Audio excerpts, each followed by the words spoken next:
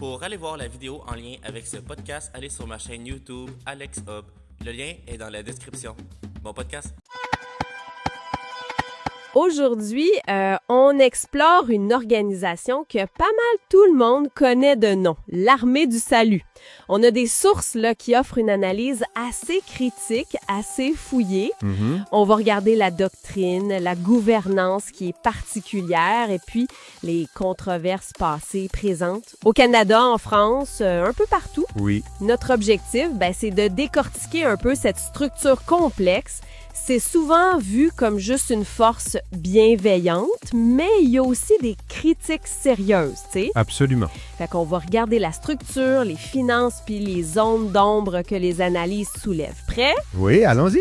C'est une organisation fondée en 1878, puis elle a cette drôle de combinaison, là. Une mission religieuse, évangélique, Oui. une structure qui ressemble à l'armée, les uniformes, les grades, tout ça, et une immense œuvre sociale. Et historiquement, le social servait la conversion. C'est ça.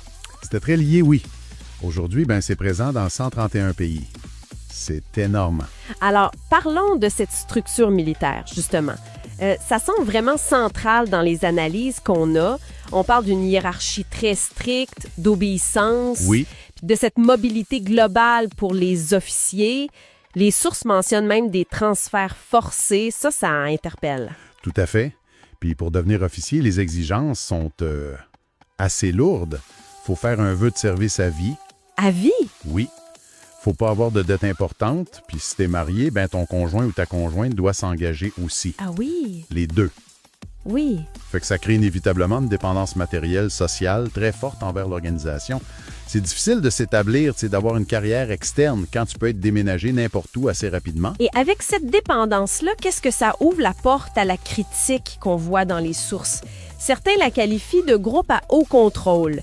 Est-ce que la structure même peut étouffer la critique interne? C'est une critique qui est formulée, oui, par des observateurs externes, justement à cause de ce système d'engagement total, puis de mobilité contrôlée. Ça rend les choses, disons, plus compliquées si on veut exprimer un désaccord, ou même juste un malaise. Il y a un détail doctrinal aussi qui ressort, qui est assez unique. J'ai lu qu'il rejette les sacrements, comme le baptême ou la communion. Exactement. C'est une position théologique qui les met un peu à part des autres églises chrétiennes traditionnelles. C'est assez particulier. Intéressant. Puis ce qui est fascinant, c'est de voir comment cette structure, elle s'adapte ou elle se dédouble selon les pays. En France, par exemple, une fondation pour le côté social. D'accord. La fondation est reconnue d'utilité publique. Elle est présentée comme non confessionnelle. Ça leur permet de gérer leur réseau social sans être toujours accusé de prosélytisme avec l'argent de l'État. Malin. Mais cette dualité-là, elle a aussi un impact sur les finances et ça soulève des questions, non? D'un côté, tu as l'idéal de sacrifice des officiers. C'est ça. Les officiers, ils reçoivent ce qu'ils appellent un stipendiat. C'est une allocation modeste. C'est pas un salaire au sens propre. C'est l'idéal de pauvreté volontaire, en quelque sorte. Mais de l'autre côté, pour faire rouler la machine sociale, qui est énorme, l'organisation doit engager des cadres laïques et eux, ils sont payés au salaire du marché. Ah! Aux États-Unis, par exemple, les sources parlent de postes de direction des CEO qui peuvent aller chercher jusqu'à 250 000 US par année. Oh, le contraste est saisissant quand même. Puis ça met en lumière un défi central que les analystes soulèvent. Comment tu concilies cet idéal de sacrifice, très évangélique, avec les réalités d'une grosse OBNL, surtout quand une bonne partie de l'argent vient des fonds publics, au Canada, en France? Oui, ça pose des questions éthiques sur l'équité à l'interne, premièrement. Est-ce qu'on exploite la vocation des officiers? Puis aussi sur l'utilisation des fonds des contribuables? Absolument. Et ça nous ramène à cette tension constante entre aider et convertir, non? Exact. La question que les sources posent, c'est est-ce que l'aide est vraiment sans condition, sans strings attached, comme on dit? Les politiques officielles, surtout aux États-Unis, face à la communauté LGBTQ+, disent non-discrimination dans les services. Ils ont dû s'ajuster. Une adaptation qui est vue comme pragmatique dans les analyses ici. Nécessaire pour garder la légitimité puis les subventions. Surtout en Occident. Oui, mais ça crée une friction évidente avec la doctrine historique qui reste plus conservatrice sur certains points. C'est un équilibre difficile. Puis il ne faut pas oublier le poids de l'histoire. C'est lourd. Les documents parlent de controverses sérieuses. des scandales d'abus physiques, sexuels, émotionnels dans les foyers pour enfants. Ah oui, ça aussi. Oui, liés par exemple au programme d'immigration d'enfants britanniques envoyés vers des pays comme l'Australie. Des histoires terribles. Et les réponses de l'institution, elles n'ont pas toujours été les mêmes partout, j'imagine. Non, c'est ça. L'Australie, par exemple, a entamé un processus de reconnaissance, de réparation. Au Royaume-Uni, selon les analyses, ça a été plus réticent au début. C'est un passé qui continue de refaire surface, d'ailleurs.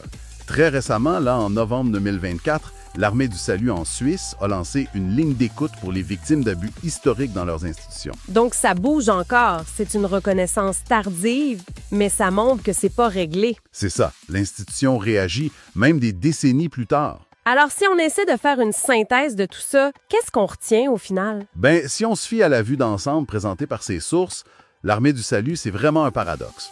D'un côté, un impact social qui est indéniable, souvent très positif et reconnu. Oui. Mais de l'autre, ben, une structure interne qui est perçue comme très rigide, voire contrôlante, et des controverses éthiques et historiques qui sont sérieuses. Les points critiques principaux, c'est le contrôle sur les officiers, cette iniquité financière interne dont on parlait, puis une gestion qui a pu être inégale des erreurs ou des fautes du passé. Ça laisse vraiment matière à réflexion. La question qui me vient, c'est comment une organisation peut réussir à marier une mission spirituelle aussi intense qui demande un dévouement total de certains membres avec les exigences de transparence, d'éthique, de neutralité même que demande le financement public et la confiance de la société en général? C'est une excellente question. Une question qui dépasse largement le seul cas de l'Armée du Salut, j'imagine. Et c'est là-dessus